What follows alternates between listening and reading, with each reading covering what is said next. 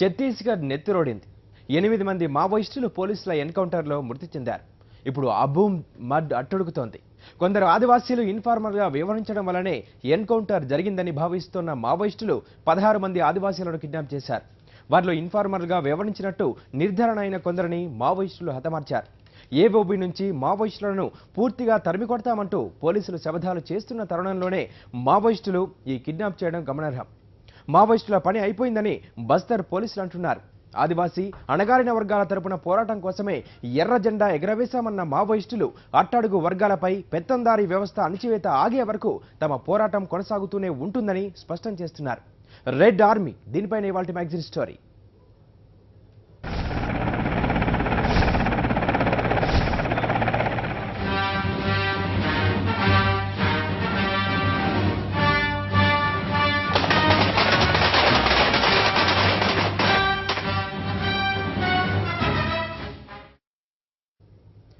ఏఓబీలో ఏం జరుగుతుంది? ఏఓబీపై మావోయిస్టుల పట్టు సడలుతోందా, లేక మావోయిస్టుల పని అయిపోయిందని పోలీసులు దశాబ్దాల తరబడి చెబుతూ వస్తున్న కబుర్లనే మరోసారి చెబుతున్నారు. ఛత్తీస్గఢ్, ఒడిశా, ఆంధ్రప్రదేశ్, తెలంగాణ, పశ్చిమ బెంగాల్ రాష్ట్రాలకు విస్తరించిన మావోయిస్టుల తర్వాతి లక్ష్యం ఏంటి?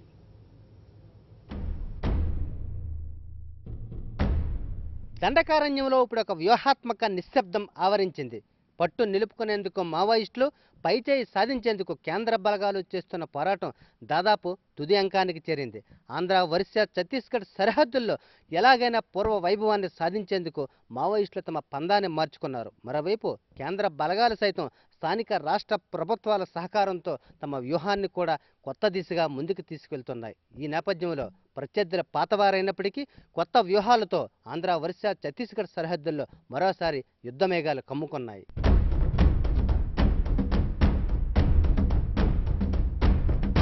ఆంధ్ర, ఒరిస్సా సరిహద్దు ప్రాంతం అంటేనే మావోయిస్టులకు అత్యంత సురక్షితమైన స్థావరమని అందరికీ తెలుసు.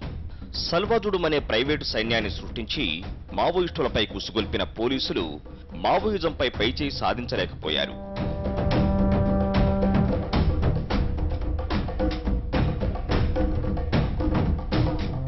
అయితే కొంతకాలంగా మావోయిస్టులు బాగా బలహీనపడ్డారని పోలీసులు అంటున్నారు.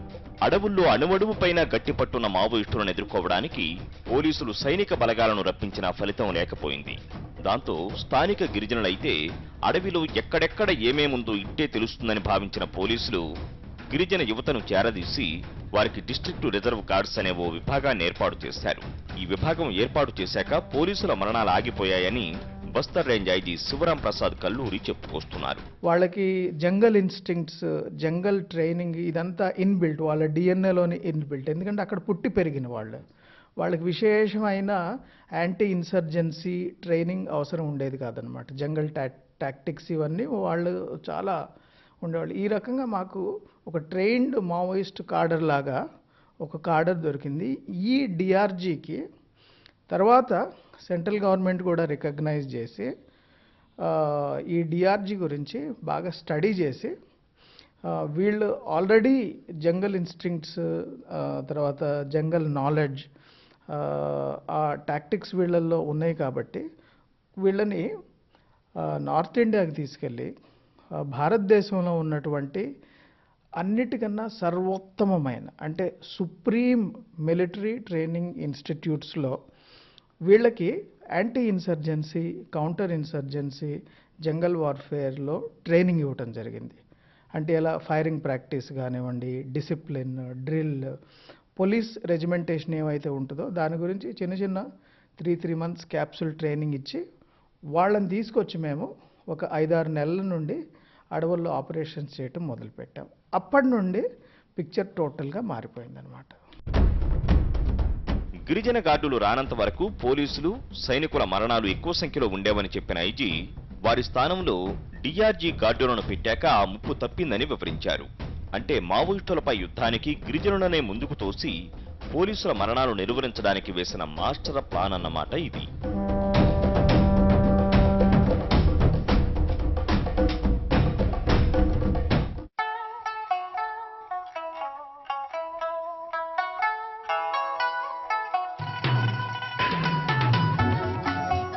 ఏఓబీ పరిధిలోని ఏజెన్సీ ప్రాంతంలో అడుగు పెడితే చాలు ప్రకృతి అందాలు కనువిందు చేస్తాయి.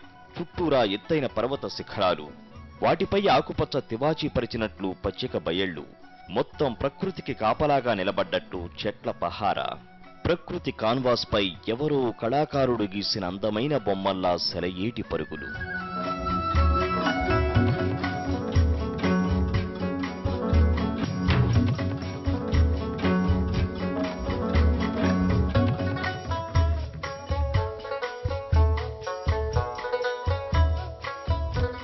మాయా మర్మం, అన్యం పుణ్యం తెలియని నిర్మల మనస్కులు ఇక్కడ ఆదివాసీలు. దశాబ్దాల తరబడి ఈ ప్రాంతాన్ని పాలకులు పట్టించుకోలేదు. అభివృద్ధి అనేది మచ్చుకు కూడా కానరాదు.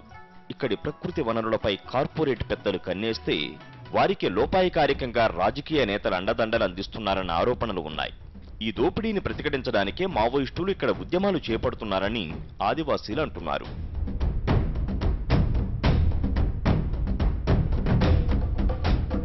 మావోయిస్టులకు సహకరిస్తున్నారని ఆదివాసీ తండాల్లో యువతను పోలీసులు తరచుగా పట్టుకుపోయి వేధిస్తున్నారని ఆదివాసీ హక్కుల సంఘం నేతలు ఆరోపిస్తున్నారు. కొంతకాలంగా ఏఓబీ ఏరియాలో అభివృద్ధికి పెద్దపీట వేశామని, ఇక మావోయిస్టులు ఏఓబీని ఖాళీ చేయక తప్పదని ఇక్కడి పాలకులు అంటున్నారు. ये जो आप मुद्दा बोल रहे हैं, this is a interior part और ये हमारा एरिया का लोकल मुद्दा है और उनको इरेडिक करने का जो प्रोसेस है, only there is solving of this problem is development in sector of health, education, communication and other parts of जो चल रहा है एरिया का डेवलपमेंट के ऊपर. Basically communication and education, health का डेवलपमेंट है और एजुकेशन का नया नया कम्युनिकेशन का सिस्टम डालना है. फिर ये जो सिस्टम जो आ रहा है, इंटरनल जो प्रॉब्लम हो रहा है वो सब इरेडिकेट हो जाएगा. అయితే పాలకులు, ప్రభుత్వాలు అభివృద్ధి గురించి చెప్పే కబుర్లలో వాస్తవం లేదంటున్నారు ఆదివాసీ సంఘం నేత కామరాజ్. ఒడిశా గవర్నమెంట్ ఒక్క నెతృత్వం ఉన్నారు, నవీన్ పట్నాయక్, కానీ డెవలప్ అంటున్నారు. కానీ ఏంటి మన ఇది border area, Telangana Andhra Pradesh border area ఏముంది మీరు చూస్తున్నారు. కానీ వచ్చున్నారు అక్కడ కొంచెం విశాఖపట్నం కొంచెం ఈ పక్క హైదరాబాద్ ఖమ్మం ఉంది. అన్నీ కుర్రోడంతా ఇక్కడ నుంచి అన్ఎంప్లాయ్మెంట్ వెళ్తున్నారు హైదరాబాద్, విజయవాడ, చెన్నై, బెంగళూరు. ఇక ఒడిశా ఏం కంట్రిబ్యూషన్, అన్డివైడెడ్ జిల్లా అంటే సర్కారు ఉన్నాయి కదా ఒక నాలుగు సీట్లు నవీన్ పట్నాయక్ और బీజేడీ సర్కారు. కానీ ఇక్కడ కొంచెం మన కిసాన్ అని దాన్ని అందుకు ఏం పని చేయలేదు. డెవలప్మెంట్ ఉంది, లేకిన్ మన అంత రిక్వైర్మెంట్ ఉంది అది కాయలేదు. చెప్తున్నారు ఎక్కువే పని, ఇక్కడ నక్సల్వాది మావంది ఆ బయటే పని చేస్తున్నారు. కానీ మన అన్ని సబ్ స్టాండర్డ్ వర్క్. మావోయిస్టులకు ఆదివాసీల నుంచి ఇప్పుడు సహకారం అందడం లేదని, ఏఓబీలో మావోయిస్టులు పూర్తిగా బలహీనపడ్డారని పోలీసులు అంటున్నారు. అదే నిజమైతే ఏఓబీలో గ్రామాలన్నీ సైనిక బలగాలతో, పోలీసు కవాతులతో ఎందుకు భయానక వాతావరణాన్ని సృష్టించాల్సి వస్తోందని హక్కుల నేతలు నిలదీస్తున్నారు. పోలీసులు, మావోయిస్టుల మధ్య నలిగిపోతున్న ఆదివాసీలు తమ జీవన సంగీతానికి అడ్డు రావద్దని పెద్దలను వేడుకుంటున్నారు.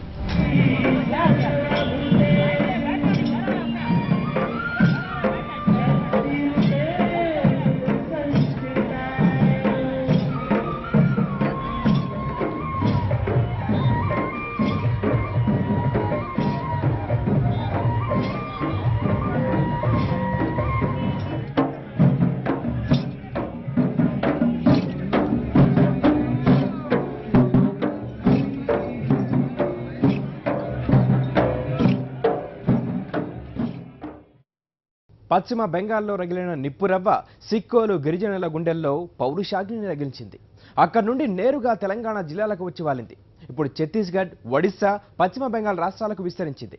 చిత్రం ఏంటంటే మావోయిస్టుల పని అయిపోయిందని పోలీసులు అన్న ప్రతిసారి మావోయిస్టులు మరింత బలంగా పైకి లేస్తూనే ఉన్నారు. ప్రస్తుతం ఆంధ్ర, ఒడిశా సరిహద్దు జోన్లో మావోయిస్టుల పని అయిపోయిందని ఒడిశా పోలీసులు ప్రచారం చేస్తున్నారు.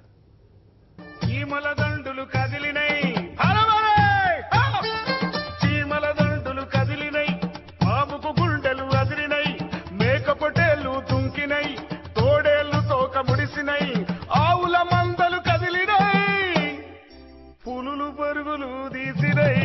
ఆగదు ఆగదు ఆగదు ఈ ఆకలి పోరు ఆగదు, ఆగదు ఆగదు ఆగదు ఈ ఆకలి పోరు ఆగదు.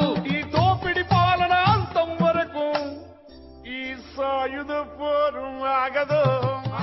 జనం గుండెల్లో స్థానం సంపాదించాలంటే మాటలు కాదు, మావోయిస్టుల సుదీర్ఘ ప్రస్థానాన్ని ఒక్కసారి తెరిచి చూస్తేనే ఈ ఉద్యమం జనంపై ఎలాంటి ముద్ర వేసిందో అర్థమవుతుంది. ఆగదు ఆగదు ఆగదు ఆగదు ఈ ఆకలి పోరు ఆగదు, ఆగదు ఆగదు ఆగదు. పశ్చిమ బెంగాల్లోని నక్సల్ బరీలో మొట్టమొదటిసారి ఓ ఉద్యమం పుట్టింది.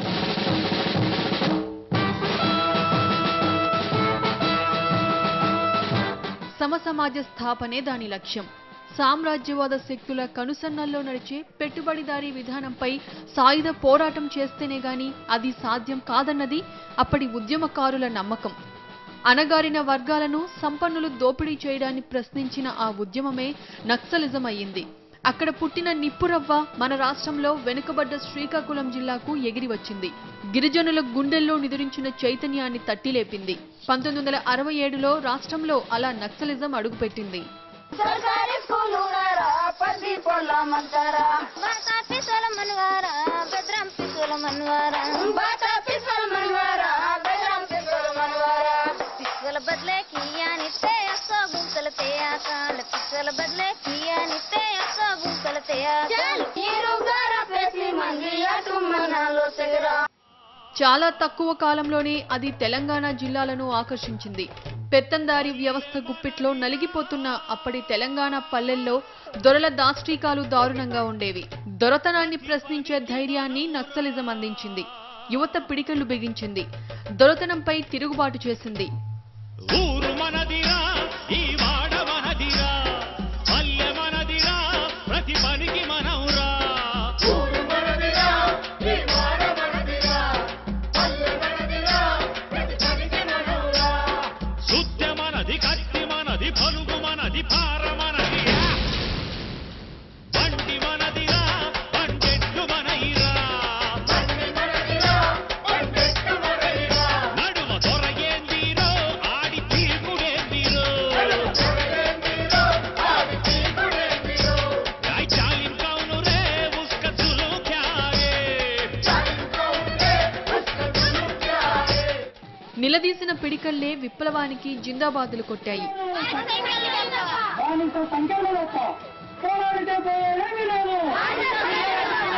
మామూలు మనుషుల జీవితాలు దుర్భరం.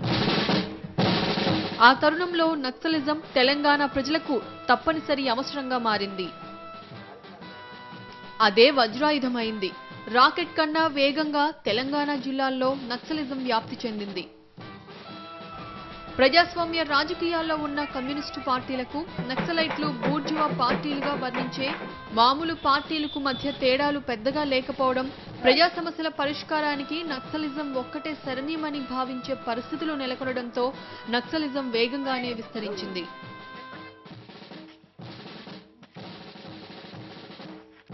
నక్సలైట్లు రాకమునుపు దుర్భరంగా ఉన్న పల్లె ప్రజల బతుకులు నక్సలైట్ల రాకతో ప్రశ్నించడం నేర్చుకున్నాయి.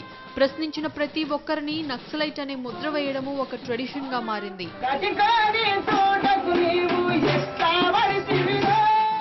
ప్రపంచీకరణ పాపమాని గ్లోబ్ సాక్షిగా పల్లె ప్రజల కన్నీళ్లు ఏరులై పారాయి. కార్పొరేట్ సంస్థలొచ్చి కుటీర పరిశ్రమలను డొక్కలో తన్నాయి. చేతి వృత్తుల వాళ్ళ చేతికి చిప్పలొచ్చాయి. కుటుంబాలకు కుటుంబాలు చితికిపోయాయి. పల్లె తల్లి తల్లడిల్లింది. ఈ కనిపించిన కుట్రల వెనుక ఉన్నది ప్రభుత్వాల అనాలోచిత నిర్ణయాలేనన్నది మేధావుల అభిప్రాయం. ఆ కుట్రలకు వ్యతిరేకంగా నినదించే ఎర్రజెండాయే తమకు నీడనిస్తుందని చిన్న ఆశ. ఈ ఆశే పల్లె జనాన్ని నక్సలిజానికి సానుభూతి పరులుగా మార్చిందనేది మేధావుల అభిప్రాయం. పీపుల్స్ వార్ గ్రూప్ గా చలామణి అయిన నక్సల్స్ రాజకీయ పార్టీ ఆ తర్వాత మావోయిస్టు పార్టీగా పేరు మార్చుకుంది. దండకారణ్యాన్ని ఓ కారిడర్ గా మలుచుకుంది. మా పోరు ప్రజా పోరు, మా బాట ఎర్ర బాట. మా పోరు ప్రజా పోరు, మా బాట ఎర్ర బాట.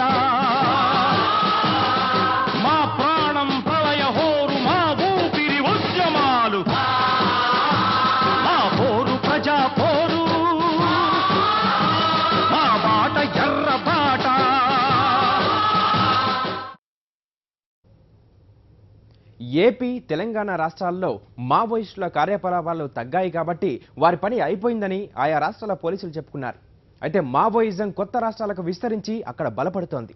మావోయిస్టులకు చెక్ చెప్పాలంటే మావోయిస్టు ప్రభావిత ప్రాంతాల్లో అభివృద్ధి మంత్రం జపించాలని ప్రభుత్వాలు భావిస్తున్నాయి. ఏబోబి నుండి మావోయిస్టులను తరిమేస్తామంటూ అక్కడి పోలీసులు ఉత్సాహంగా ప్రకటిస్తున్నారు. అందులో ఎంత వాస్తవం ఉందనేది కాలమే చెప్పాలి. నక్సలిజాన్ని కేవలం శాంతి భద్రతల సమస్యగానే ప్రభుత్వం భావిస్తూ వస్తోంది. జనములోంచి పుట్టిన నక్సలైట్ల ఉద్యమాన్ని సామాజిక ఉద్యమంగా చూడాలంటూ ప్రజా సంఘాల నేతలు, మేధావులు చెబుతూనే వస్తున్నారు. అయితే ప్రభుత్వాలు మాత్రం అణిచివేతతోనే నక్సలిజాన్ని అంతం చేయాలన్న ఏకసూత్ర అజెండాతో ముందుకు పోయాయి.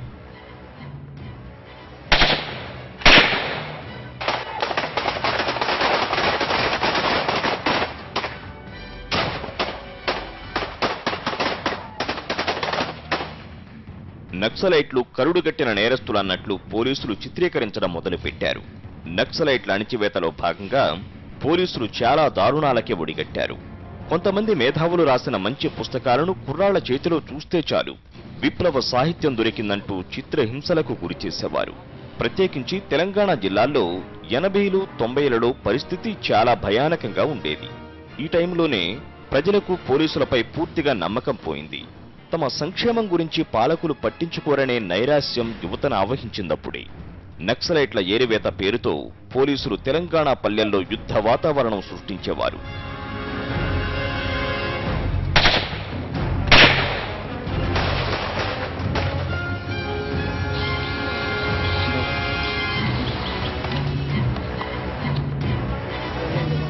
పోలీసులపై ఎదురుదాడి పేరుతో నక్సలైట్లు కూడా పెద్ద ఎత్తున హింసకు పాల్పడేవారు.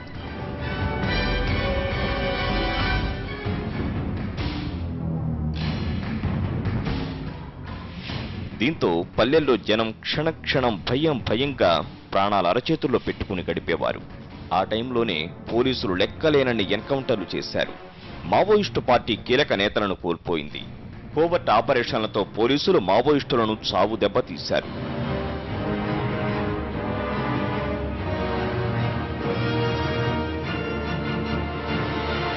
నల్లమల అడవుల నుంచి మావోయిస్టులు పొరుగు రాష్ట్రాలకు తరలిపోయేలా చేయడంలో పోలీసులు సక్సెస్ అయ్యారనే చెప్పాలి.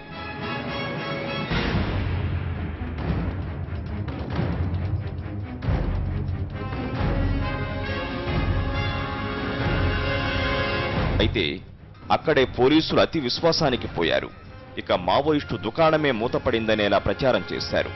తీరా చూస్తే ఛత్తీస్గఢ్లో పోలీసులకు నిద్ర లేకుండా చేస్తున్న మావోయిస్టు కార్యకలాపాలన్నింటికీ సూత్రధారులు మన తెలుగు నేల నుంచి వెళ్లిన మావోయిస్టు నాయకులేనని తెలిసి ఇప్పుడు నూరేళ్ల పెడుతున్నారు. యూపీఏ 2 ప్రభుత్వాన్ని, ప్రత్యేకించి అప్పటి హోంమంత్రి చిదంబరానికి ముచ్చెమటలు పట్టించిన మావోయిస్టు నేతలు మన రాష్ట్రం నుంచి తరలి వెళ్లిన వారే. మరోపక్క పశ్చిమ బెంగాల్లో సిపిఎం ప్రభుత్వాన్ని వణికించిన మావోయిస్టులు ఇక్కడి వారే. వెరసి మావోయిస్టు ఉద్యమం మరింతగా విస్తరించిందే తప్ప ఏమాత్రం తగ్గుముఖం పట్టలేదన్నది నిర్వివాదాంశం. ప్రభుత్వం నక్సలైట్ల ప్రభావం ఎక్కువగా ఉన్న ప్రాంతాల్లో అభివృద్ధి పథకాలు అమలు చేయడం ద్వారా నక్సలైట్ల ఉద్యమాన్ని దెబ్బతీయవచ్చు అనుకుంటూ వచ్చింది. అందుకే నక్సల ప్రభావిత ప్రాంతాలకు ప్రత్యేక ప్యాకేజీలు ప్రకటిస్తూ వచ్చింది కూడా. ఏఓబీలు ఇప్పుడు ప్రభుత్వాలు ఇదే మంత్రాన్ని జపిస్తున్నారు. ఏఓబీలోని మల్కానగిరి, నవరంగపూర్ జిల్లాల్లో పెద్ద ఎత్తున అభివృద్ధి చేస్తున్నామని అక్కడి పాలకులు అంటున్నారు. మావోయిస్టులు అభివృద్ధి కోరుకుంటున్నారని, అదే అభివృద్ధి తాము చేస్తున్నాం కాబట్టి ఇక సమస్య ఉండదని నవరంగపూర్ ఎంపీ బలభద్ర మాచి అంటున్నారు. The answer to any problem is only development. Through development only all the things will be solved. And as I told you in the beginning, Maoist also, they also development. They say that the area should be developed, and we are trying to develop this area. Once the area is developed, definitely the problem will be solved. Andhra, Odisha సరిహద్దు ప్రాంతం మావోయిస్టులకు బలమైన స్థావరం.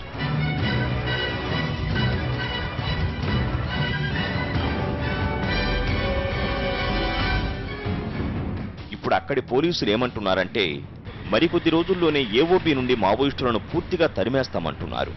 ఇందుకోసం ఛత్తీస్గఢ్ రాష్ట్రంలో, ప్రత్యేకించి దెంతెవాడ జిల్లాలో నక్సల్స్ పైకి ప్రభుత్వం సల్వాజుడం పేరిట దాడులకు వ్యూహాలు రచించింది. దాన్ని మావోయిస్టులు సమర్థంగా తిప్పికొడుతూ వచ్చారు. మావోయిస్టులకు అంతటి బలం ఎక్కడి నుంచి వచ్చింది? ఎక్కడి నుంచి అంటే గిరిపుత్రుల గుండెల్లోంచి పెల్లుబిక్కిన అభిమానంలోంచి వచ్చింది. ఛత్తీస్గఢ్ అడవుల్లో కార్పొరేట్ సంస్థల దోపిడీకి వ్యతిరేకంగా గిరిజనులకు అండగా మావోయిస్టులు పోరాడుతున్నారు. పోలీసులు కార్పొరేట్ సంస్థల సంక్షేమం కోసమే అడవిలో కార్చిచ్చు రేపుతున్నారన్నది ప్రజా సంఘాల ఆరోపణ. గనుల తవ్వకాల కోసమే, కార్పొరేట్ వర్గాల ప్రయోజనాల కోసమే అప్పటి యూపీఏ ప్రభుత్వం ఆపరేషన్ గ్రీన్ హంట్కు గ్రీన్ సిగ్నల్ ఇచ్చిందని ఆదివాసీ హక్కుల నేతలు ఆరోపిస్తున్నారు. ఆపరేషన్ గ్రీన్ హంట్కు చావుదెబ్బ తగలడంలో గిరిజనుల పాత్ర చాలా ఎక్కువేనని పోలీసులకు తెలుసు. దీని భావం ఒక్కటే, ఎవరు అవునన్నా కాదన్నా గిరిజనులు కేవలం నక్సలైట్లే తమ కోసం పోరాడుతున్నారన్న భావనతో ఉన్నారు. ప్రభుత్వాలు ఎన్ని ప్యాకేజీ ప్రకటనలతో ముందుకొచ్చినా, అభివృద్ధి గీతాలు ఆలపించినా గిరిజనం నమ్మలేకపోతున్నారు. అందుకే అక్కడ మావోయిస్టులకు ఎదురు లేకుండా పోతోంది. మావోయిస్టు సమస్యను సామాజిక సమస్యగా గుర్తించనంత వరకు ఛత్తీస్గఢ్ ప్రాంతంలో మారణ హోమం సాగుతూనే ఉంటుందని మావోయిస్టు వర్గాలు హెచ్చరిస్తున్నాయి. అన్నాదిగా ఆదివాసికి హక్కే లేదురో, అన్నం లేదురా, అడవి పైన హక్కు మాదని అక్కై మండాల్రో, మీరు పక్కున మండాల్రో, అడవి పైన హక్కు మాదని అక్కై మండాల్రో, మీరు పక్కున మండాల్రో, నెత్తురొడిపి సాధించిన హక్కులను కాలరాస్తూ, నెత్తురొడిపి సాధించిన హక్కులను కాలరాస్తూ, ఈ పాలకులు మన బతుకులు తాకట్టు పెట్టెరా, పాలకులు మన బతుకులు తాకట్టు పెట్టెరా, అడవి నుండి మనల తరుమ కాకి ముకల పంపెరా, ఈ కాకి ముకల కథం చేయ ఆయుధం ఎత్తాలే, పోరే చేయాలి, కుమారెమ్మ బువ్వ మాదని సైన్యం కట్టాలి. సమసమాజ స్థాపన కోసం ఆయుధం చేపట్టిన మావోయిస్టులు దోపిడీ విధానాలను సమూలంగా నిర్వహించే వరకు ఆయుధం కిందకు దింపేదే లేదని అల్టిమేటం జారీ చేస్తున్నారు. ఆ క్రమంలో తాము ప్రాణాలను పణంగా పెట్టడానికి తాము వెనుకాడేది లేదని వారంటున్నారు. ఎందరు మావోయిస్టులు మరణించినా అడవి బిడ్డల రక్షణ కోసం పోరాడేందుకు ఎర్ర సైన్యం ఎప్పుడూ సిద్ధంగానే ఉంటుందంటున్నారు. అయితే పోలీసులు మాత్రం రెడ్ ఆర్మీ పని అయిపోయిందని చెబుతున్నారు. ఇది ఇవాల్టి మ్యాగజైన్ స్టోరీ. మరో ఇంట్రెస్టింగ్ టాపిక్తో మరో బులెటిన్లో కలుద్దాం. అంతవరకు స్టే ట్యూన్ టు సాక్షి.